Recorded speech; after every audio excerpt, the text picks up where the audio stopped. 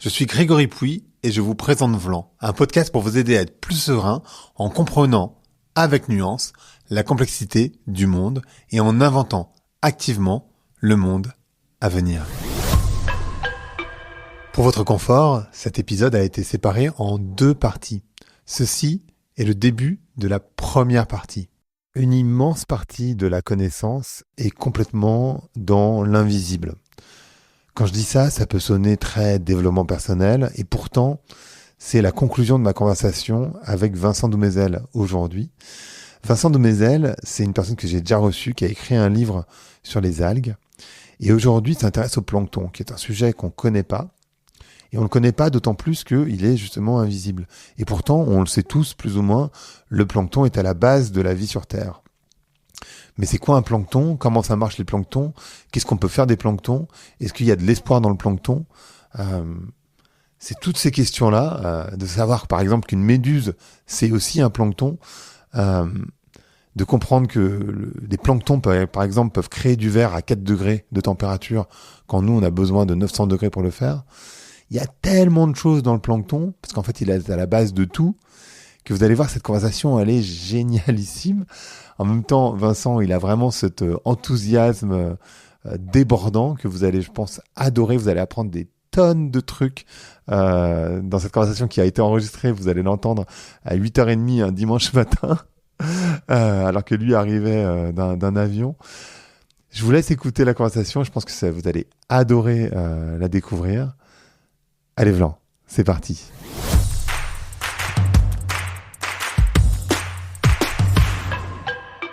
Donc bonjour à toutes, bonjour à tous, bonjour Vincent. Bonjour. Comment tu vas ? Ça va super. Pas trop fatigué ? Non, ça va. Nuit dans l'avion, mais comme d'habitude. Voilà, c'est ça. Il faut savoir qu'on est dimanche matin, il est 8h30. Ouais. Tu viens d'arriver. Et je reviens des Caraïbes, ouais. Et moi, je viens de me lever. Donc voilà, tout va bien. Ouais, vous êtes dans le contexte, vous êtes avec nous. Vous pouvez voir la vidéo sur YouTube. C'est ça. Vous verrez nos têtes. J'ai une excuse pour avoir des cernes, moi. On va parler de plancton. Mais avant de parler de plancton, nous, on avait déjà fait un épisode sur les algues ensemble, qui était assez exceptionnel. J'avais trouvé. Merci. Et un truc que je me dis, c'est que quand on considère la planète en tant qu'humain, on considère pas trop la mer. Tu vois ce que je veux dire ? En général, on pense, tu vois, à la pollution. Déjà, on sait pas en général que l'océan capture 70% du carbone qu'on émet. Alors du coup, on parle 30. 30. Ah, je pense que c'est 70. Non, 30, ouais, je dis des conneries en plus. Okay. 30. Merci, c'est le matin.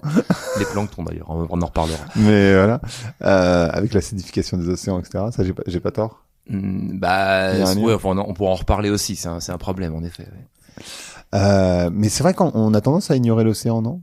Complètement, en fait, c'est une vraie problématique. L'océan, c'est quand même 71% de la surface de la planète. C'est ça que je voulais dire.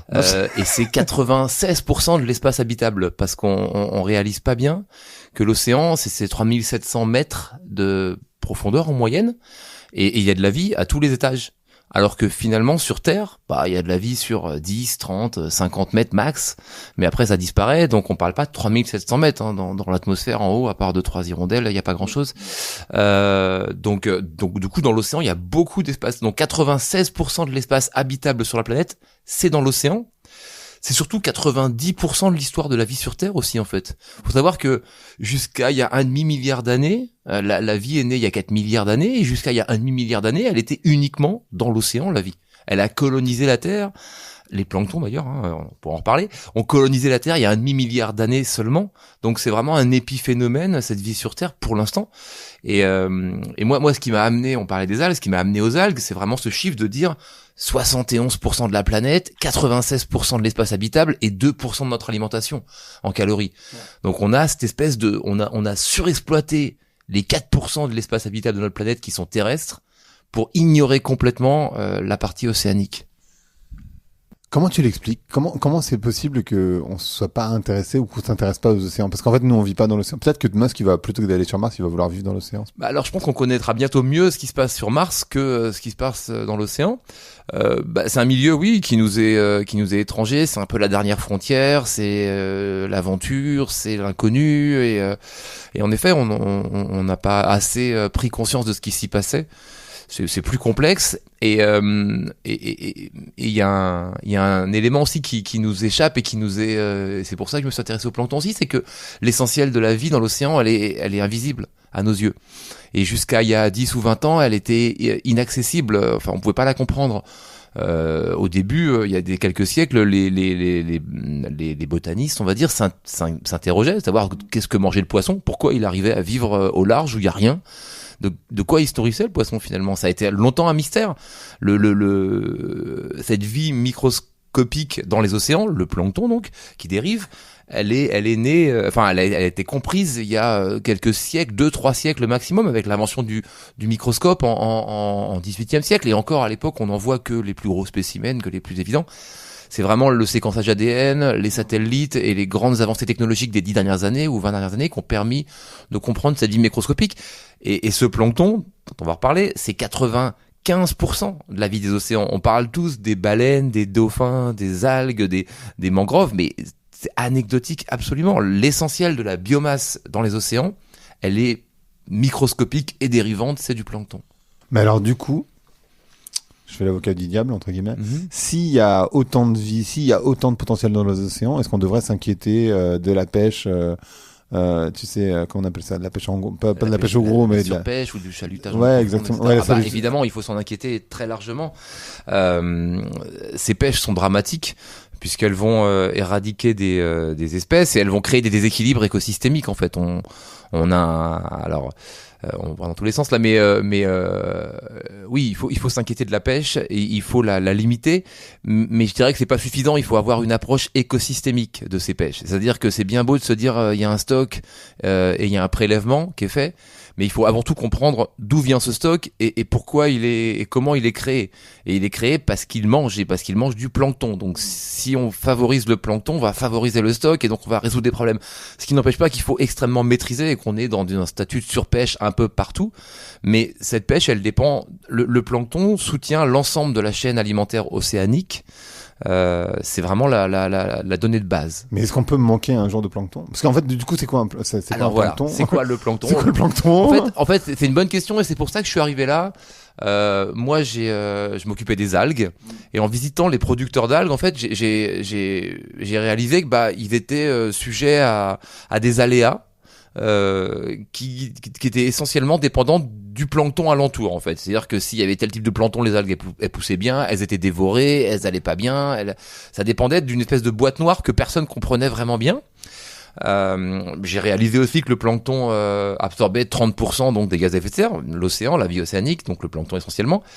Et à la COP, j'ai surtout réalisé que personne n'en parlait. L'océan absorbe un tiers des gaz à effet de serre, il a fallu attendre la COP 21 pour avoir une mention de l'océan.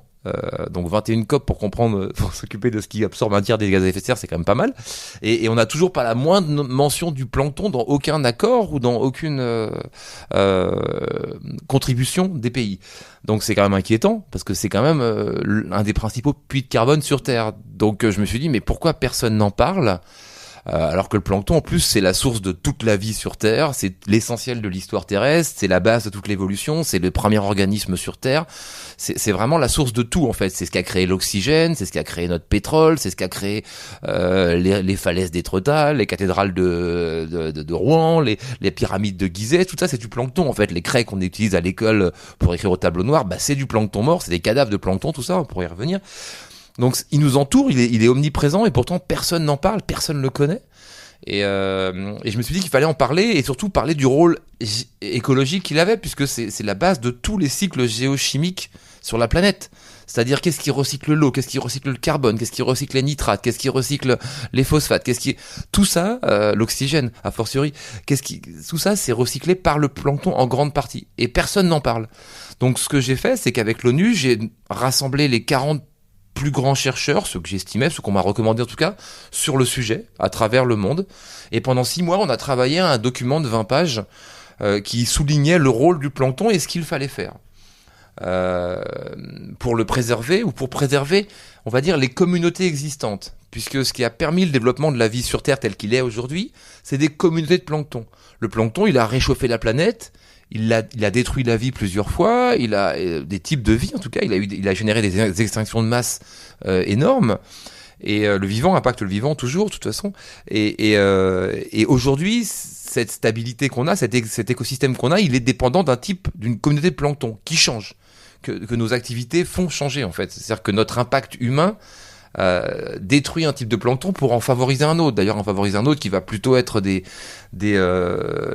sous forme de marées d'algues invasives et toxiques parfois, ou de soupes de méduses, etc. Donc, ce déséquilibre, il faut s'en préoccuper. Donc ce manifeste, il visait à alerter. Il a été sorti à l'Assemblée Générale de l'ONU en 2024, à New York. On l'a sorti ensemble avec tous les spécialistes, en vue de la grande conférence de l'océan qui se tiendra à Nice en juin prochain. Et donc l'idée c'était de porter ce message. D'ailleurs, il a été porté à la COP biodiversité de Cali aussi, ce manifeste. Donc l'idée c'est de se dire, qu'est-ce qu'on peut dire sur le plancton ? Et finalement, 20 pages, je me suis rendu compte que ça suffisait pas vraiment. Donc j'ai décidé de sortir un livre en travaillant encore avec ces scientifiques pour essayer d'approfondir un peu le sujet qui est absolument fascinant et sans limite. Et en fait, ce qui est vraiment intéressant, c'est que c'est nouveau. C'est-à-dire qu'on a une explosion de la recherche sur le plancton depuis 10-20 ans, parce qu'on ne pouvait pas le comprendre avant d'avoir des satellites, puisque le plancton donne la couleur aux océans, donc il faut des satellites pour comprendre comment il se déplace, où il est, etc. Il faut du séquençage ADN pour identifier les différents types de plancton, puisque le microscope, il identifie pas tout.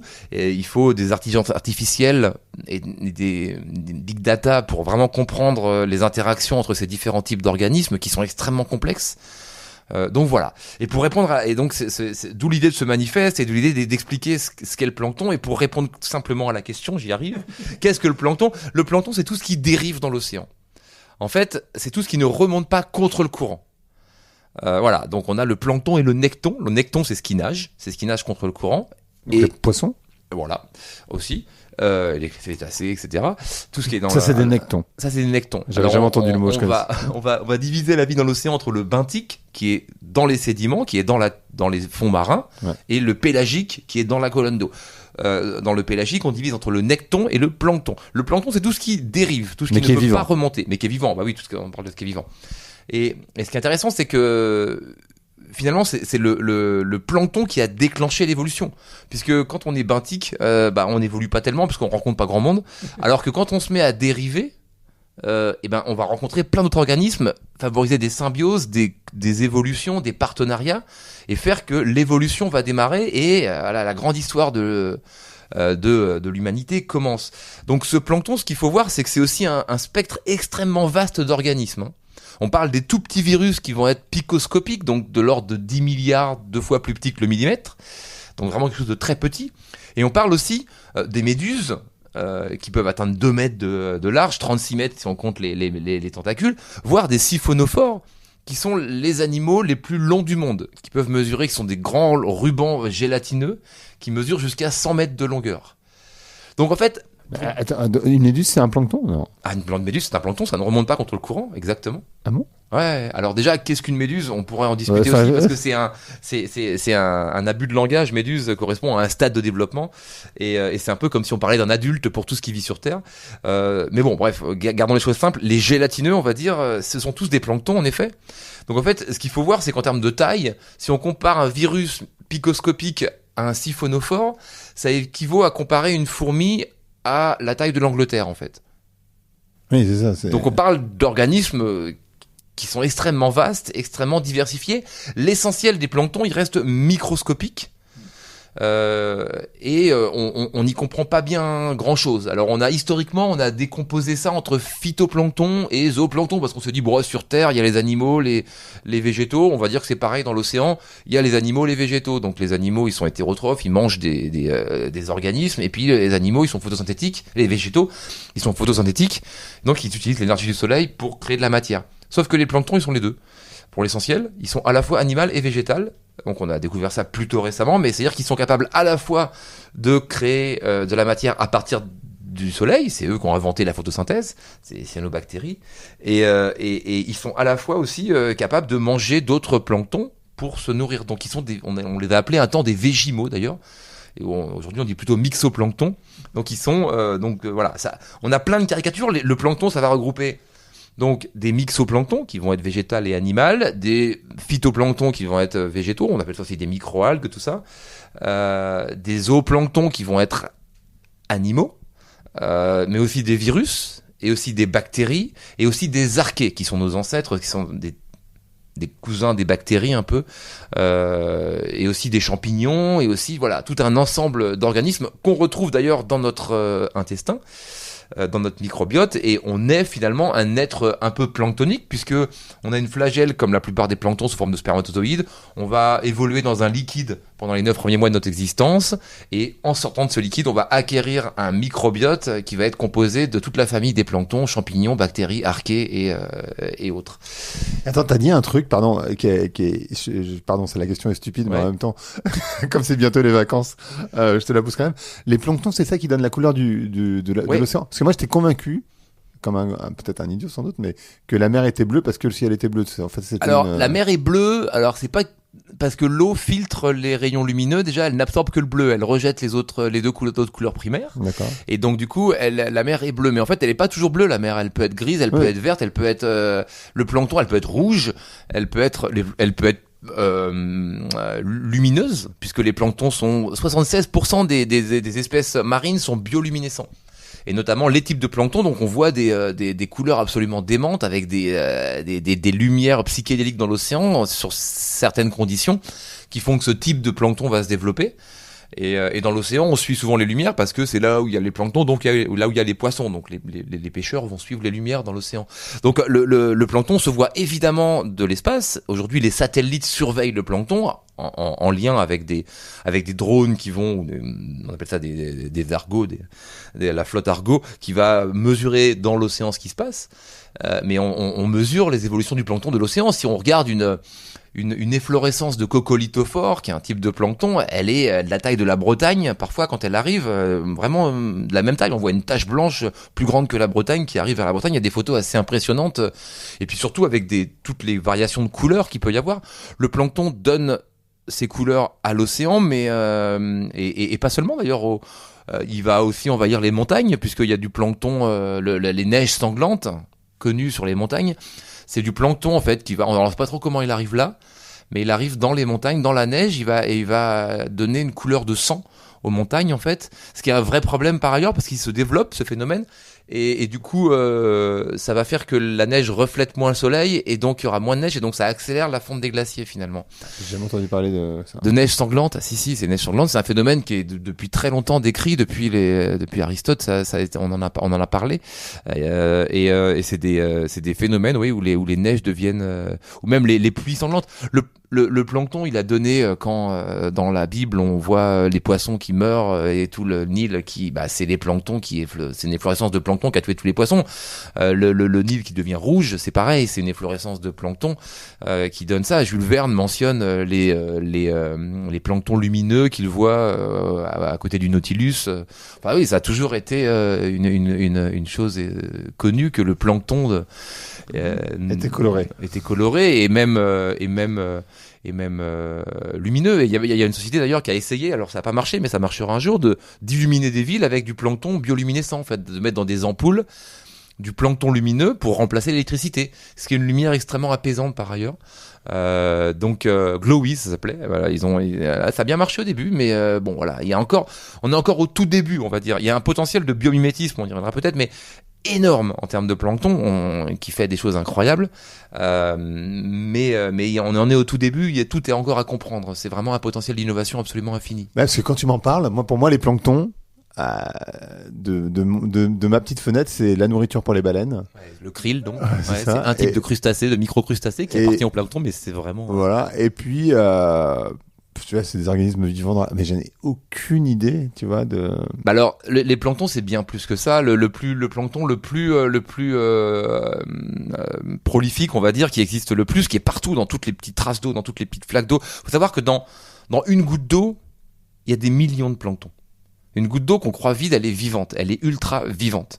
Il y a des millions de planctons à l'intérieur d'une goutte d'eau, il y a des milliers de micro-algues à l'intérieur d'une seule goutte d'eau. Quand tu bois de l'eau. Quand on boit de l'eau, on boit des milliards de virus et des milliers de micro-algues et Donc si on prend les planctons photosynthétiques, le plus prolifique, donc on va trouver les diatomées, qui sont des planctons assez intéressants parce qu'ils vont former des capsules de verre, des carapaces de verre, on appelle ça des frustules, autour de leurs cellules uniques, c'est des organismes unicellulaires, et eux ils sont partout. Et c'est vraiment ça représente 20% de l'oxygène produit sur Terre, juste les diatomées, on parle juste des diatomées. Donc c'est vraiment incroyable, 25% de la matière produite. Ça se reproduit à très grande vitesse et ça fabrique donc un frustule de verre. Donc il y a un petit organisme unicellulaire qui sait fabriquer du verre à 4 degrés dans l'océan, quand nous il nous faut 1500 degrés pour fabriquer du verre sur Terre avec notre gros cerveau. Donc on a un potentiel de biomimétisme. Ouais, c'est ce que j'allais dire. Aussi, là, dans le durable. Mais et donc ces diatomées ils sont partout et ils se reproduisent à très grande vitesse. Faut voir que en fait, ce qui est fascinant, c'est qu'on dit toujours l'océan produit la moitié de l'oxygène sur la planète, et c'est vrai. Et d'ailleurs, c'est un plancton qui a créé ça, et il y a 2,5 milliards d'années, l'oxygène, c'est des cyanobactéries qui sont mises à dériver. Et à l'époque, la vie, elle était uniquement anaérobie, c'est-à-dire sans oxygène. Donc, en gros, il y a un plancton qui s'est dit, je vais casser le CO2, je vais faire de la photosynthèse, qui a été l'invention de l'histoire de la vie, et donc je vais casser le CO2 entre le carbone et rejeter l'oxygène, et moi je vais utiliser le carbone pour me faire de la matière. Génial comme invention, sauf qu'à l'époque personne vivait avec de l'oxygène, donc ce qui était un gaz toxique et destructeur pour la vie. Donc cette création d'oxygène a créé ce qu'on appelle la grande oxydation, parce qu'elle a au début réagi avec le fer avant de... Voilà, et ça a éradiqué, pour faire court, 95% de la vie sur Terre. La création d'oxygène. Ouais. Ça a été la première vraie grande extinction de masse, sachant que dans les extinctions de masse qu'on répertorie aujourd'hui officiellement, c'est que le multicellulaire, donc c'est que depuis 1,5 milliard d'années, donc c'est depuis que... Mais tout ce qui est unicellulaire, on les compte pas, mais il y en a eu des tonnes. Et donc, en effet, les cyanobactéries, dont on sait pas d'où elles viennent, d'ailleurs on pourrait y revenir, mais peut-être de l'espace, peut-être. Ouais, c'est un truc de fou. Et les cyanobactéries, elles ont mis à disposition l'oxygène, et elles ont, en faisant ça, détruit la vie. Mais elles ont créé un nouveau rythme d'évolution qui a permis à d'autres vies de se créer, et à nos ancêtres et à nous-mêmes d'arriver. Donc le plancton est à la base de tout, encore une fois. Donc ces cyanobactéries et ces planctons aujourd'hui, ils créent encore, ça représente 0,2% de la biomasse mondiale, ce plancton photosynthétique, et ça produit la moitié de l'oxygène disponible sur la planète. Donc on imagine, alors que les plantes représentent 83% de la biomasse et produisent autant d'oxygène, c'est-à-dire 50%. C'est 50% de plancton, 50% des plantes. Des plantes, une forêt, il faut 10 à 20 ans pour qu'elle se régénère entièrement. Le plancton, en 5 jours, il se régénère entièrement. La production de plancton tous les jours, de phytoplancton tous les jours sur Terre, si on en faisait une planche de bois, elle irait tous les jours de la Terre à la Lune. Donc c'est une... Attends, répète-moi ça. Il est 8h30 du matin. Ouais, la production de phytoplancton qui se fait tous les jours. En fait, le plancton, il se produit à un rythme extrêmement rapide. C'est une machine à produire de la matière. Ouais. Mais vraiment d'une efficacité sans limite. Si on prenait tous ces phytoplanctons qui sont créés tous les jours et qu'on en faisait une planche de bois de 7 cm sur 30 cm, elle irait tous les jours de la Terre à la Lune. Donc c'est une quantité de matière qui est produite qui est phénoménale. Donc le plancton, ça a été le début de la vie sur Terre. LUCA, ce qu'on appelle le Last Universal Common Ancestor, qui est la première... En fait, ce qui est fou, c'est de se dire que la Terre, c'est une poussière d'étoiles que le plancton a transformée en biosphère. Donc en fait, il y a 4,5 milliards d'années, la vie, la Terre se crée. Il y a de la lave et de la roche en fusion. Et donc la question, c'est de se dire comment une cellule de vie a pu apparaître là-dedans. Des scientifiques pensent que ça peut venir de l'espace. C'est-à-dire qu'il y a on sait que une partie des océans, voilà, une partie des océans est plus ancienne que notre système solaire. Ouais. Ça, je savais pas. Si. Que notre planète, mais que notre système solaire. Donc on imagine des météorites glacées, en effet, qui apportent une partie de l'océan et qui apportent potentiellement des cellules de vie. Une cellule de vie qui va évoluer, etc. Il y a des météorites d'eau, glacées, qui sont, mais suffisamment pour créer autant de... Oui, ça a été un bombardement. En fait, la vie, elle a commencé il y a 4,2 milliards d'années. Aujourd'hui, on le sait, c'est quelque chose de récent. Ce qui paraît beaucoup trop court pour qu'en 300 millions d'années seulement, dans un environnement aussi hostile que la Terre l'était à l'époque, permettre le développement d'une cellule de vie qui est d'une complexité sans nom. Donc on pense que potentiellement ça a pu venir. Et alors, ça, on va digresser un peu, mais ça m'interpelle sur un autre sujet, c'est-à-dire récemment, j'ai visité un site de la NASA. J'ai visité un site de l'ESA, la European Space Agency, l'agence européenne. L'agence européenne, mais la NASA fait la même chose, qui utilise des planctons, donc qu'on connaît bien, les spirulines, pour élever ces spirulines dans l'espace et nourrir les astronautes. Alors pourquoi ? Parce que les spirulines, c'est pratique, hein. Quand on respire dans l'espace, on va dégager du gaz carbonique. Les spirulines, le gaz carbonique, elles vont en faire de la nourriture ultra riche et de l'oxygène. Donc on a besoin des deux dans l'espace, c'est assez pratique. Pour les détails, il faudra quand même assurer un petit apport d'azote qu'on trouvera assez facilement sous forme d'ammoniac dans notre urine. Donc il faudra pisser sur les spirulines et tout ira bien. La spiruline n'étant pas une algue, hein. Si je me souviens bien de ce que tu m'avais dit. C'est une cyanobactérie, elle peut être assimilée aux microalgues, c'est un peu complexe. Là encore, les frontières de la biologie marine sont assez floues, on y connaît tellement peu de choses, mais en effet, c'est pas une algue, c'est une cyanobactérie. Bref, c'est du plancton quand même tout ça, et en tout cas ça c'est sûr. Et donc ils emmènent du plancton dans l'espace pour pouvoir nourrir les astronautes et leur assurer un cycle du carbone et de l'oxygène en fait. Et puis ils se disent aussi que une fois arrivés sur notre planète, on va plutôt que planter des arbres, on va plutôt prendre des cyanobactéries, ça a l'air un petit peu plus résistant et adaptable que des arbres. D'ailleurs voilà. Et donc il y a un côté assez dingue à se dire, quand j'ai visité ce site, et se dire que la NASA fait la même chose, Bios 5 en Russie fait la même chose, utiliser des microalgues ou des cyanobactéries pour nourrir les astronautes dans l'espace et conquérir d'autres planètes. Et on se dit finalement, il y a ces bactéries donc qui sont arrivées il y a 4 milliards d'années sur Terre, avec des météorites, qui ont créé tout ce qu'il y a sur Terre, c'est-à-dire l'oxygène, l'ozone, les êtres humains, les animaux, tout, qui ont colonisé des êtres humains à l'intérieur, puisqu'on sait qu'on a 10 fois plus de cellules bactériennes en nous que de cellules humaines, donc on est beaucoup plus un être bactérien utilisant un exosquelette humain, et qu'aujourd'hui, ces bactéries, elles vont retourner dans l'espace, coloniser d'autres planètes après 4 milliards d'années. Donc peut-être que c'est ça le vrai dessein de la vie sur Terre, c'est d'être une étape en fait vers une colonisation bactérienne de l'espace. Je sais pas. Enfin bon, ça c'était une petite pensée comme ça en passant. La petite pensée du dimanche matin. C'est fou. Alors attends, parce que en fait tu me dis tellement de trucs et t'es tellement enjoué, c'est pas forcément simple de canaliser le truc, mais le truc, quand je dis le truc c'est toi donc. C'est ça. le truc Vincent. Alors attends, parce qu'en fait je me dis donc le plancton est à l'origine de la vie. Le plancton est partout. J'avais aucune idée que les méduses étaient des planctons. Ouais. Donc, la pieuvre n'en est pas une, parce que la pieuvre, elle remonte contre. Ouais. Donc ça fait une grosse différence. Quand il y a des, pardon, je pose des questions bêtes parce que c'est loin mais quand il y a par exemple beaucoup de méduses qui dérivent, c'est parce que l'eau. Moi, je croyais que c'était par rapport à la chaleur de l'eau. Enfin... Alors, les méduses, on va parler des méduses un petit peu parce que c'est un type de plancton et non, mais c'est assez intéressant. Non, mais ça me va bien. C'est un type de plancton assez intéressant. C'est un type d'animal en général assez intéressant parce que il résiste à tout. C'est le seul animal alors les méduses ont dominé la planète il y a 600 millions d'années, pendant quelques dizaines de millions d'années. Et ils ont survécu à toutes les 5 extinctions de masse. Ils ont optimisé leur organisme de façon incroyable. Une méduse, ça va pondre jusqu'à 19 000 œufs par jour. Ah ouais, productif la méduse. Donc il y en a pas mal qui meurent, mais ça survit à tout. Ça adore les eaux chaudes, donc notre réchauffement climatique, elle adore. L'acidification des océans, elles aiment bien aussi parce que ça va empêcher les coquillages et les petits planctons de créer une carapace trop dure en carbonate de calcium. Donc ça va les rendre plus digestes pour les méduses. Donc elles aiment plutôt bien. Les pollutions plastiques, les méduses adorent. Ça va tuer les tortues qui vont prendre les sacs plastiques pour une méduse et les manger. Donc se tuer avec les sacs plastiques. Et donc ça les dégage, ça leur enlève des prédateurs. Donc c'est plutôt sympa pour elles. Et puis elles vont même plus loin. La grande flottabilité des microplastiques va permettre aux méduses de déposer leurs œufs dessus et faire que leurs œufs vont flotter très loin à l'horizon pour envahir le monde. Et les méduses surtout bénéficient énormément de la surpêche aussi. La surpêche va tuer les prédateurs poissons des méduses et va tuer les compétiteurs des méduses. Et en plus, les méduses, elles se nourrissent de larves de poissons. Donc on voit le prédateur et le compétiteur qui meurent et elles qui bouffent les restes de larves qui existent. Donc ça contribue à éradiquer aussi les poissons. Et elles adorent aussi les pesticides et l'azote et le phosphate qu'on balance dans l'océan, puisque ça favorise l'efflorescence de plancton dont elles se nourrissent.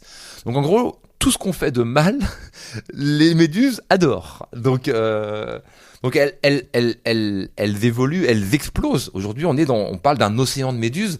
On a eu en Irlande du Nord une attaque d'un banc de méduses de 26 km².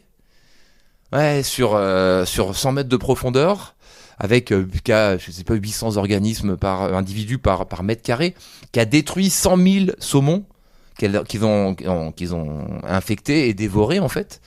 Ça mange des saumons. Ah ouais, ça bouffe tout en fait, ça détruit tout et ça va tout bouffer en morceaux. Donc ouais, c'est optimisé au maximum. Ça a pas de muscles, ça a pas de cerveau, ça a pas de cœur, ça a pas de sang. C'est vraiment un organisme extrêmement efficace, on va dire, à survivre. Et voilà, aujourd'hui on voit alors il y a des méduses, elles piquent, certaines pas trop graves, d'autres de façon très grave. La méduse boîte, elle contient assez de poison en Australie, elle contient assez de poison pour tuer 60 personnes. De façon très rapide aussi, hein. Donc ça peut être vraiment dangereux. Il y a des méduses de 2 mètres et de 200 kilos au Japon qui renversent des bateaux, hein. C'est des organismes absolument déments. Ça regroupe un nombre d'organismes incroyables. Et là aussi, quand on voit la tendance des choses, on se dit que peut-être que, en effet, nous on va, parce que finalement l'écologie c'est souvent assez ethnocentré, enfin c'est autocentré, hein, c'est anthropocentré. On va chercher surtout à survivre nous. En tout cas, nous, si on survit pas, ce qui est sûr, c'est que les méduses vont sans doute survivre. Oui, elles, oui. Et elles, oui. Et peut-être qu'on aura demain ce sera pas la planète des singes, ce sera la planète des méduses, en fait, et que ça va devenir des êtres supérieurs. Finalement, nous, on était des petits poissons vertébrés, tout minables, il y a quelques millions d'années, et on est devenus des êtres humains avec un téléphone au bout des doigts et des ordinateurs et qui marchent sur la Lune. Donc, pourquoi pas les méduses dans quelques millions d'années? C'est pas, peut-être. Elles ont pas de cerveau, quand même. Ouais, mais alors, il y a des méduses qui sont éternelles, et ça aide.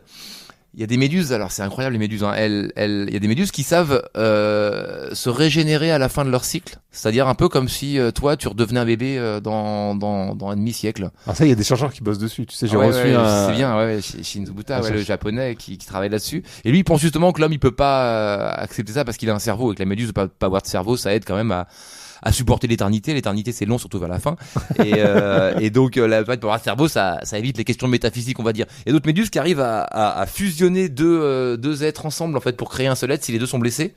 Ils vont fusionner pour créer un seul être sain qui garde les ADN des deux êtres différents. Enfin, il y a des choses absolument incroyables qui se passent chez les méduses, comme chez tous les organismes marins et chez les planctons notamment.